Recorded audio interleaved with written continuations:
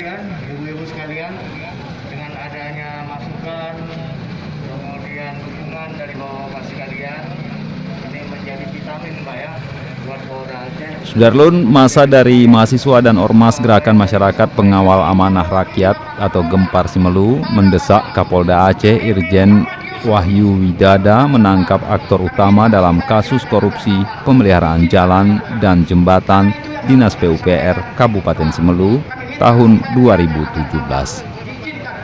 Tuntutan itu disuarakan dalam aksi unjuk rasa yang berlangsung di depan Polda Aceh pagi tadi.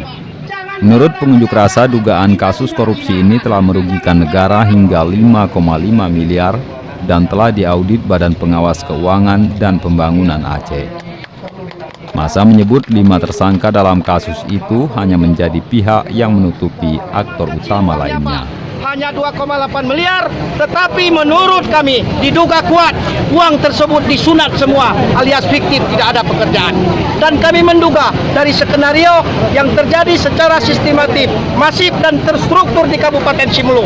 Maka hari ini juga kami meminta kepada Bapak Kapolda untuk segera memanggil, memeriksa, menetapkan dan menahan oknum Bupati Simelu, yaitu Erli Hasim, dan banyak kasus-kasus yang lain yang hari ini sedang merajalela di Kabupaten Demonstran juga mempertanyakan kasus korupsi tahun 2018 sebesar 2,8 miliar yang dinilai tidak diproses oleh Polda Aceh, sehingga mereka menduga ada upaya melindungi Kepala Dinas PUPR Simelu tahun 2018.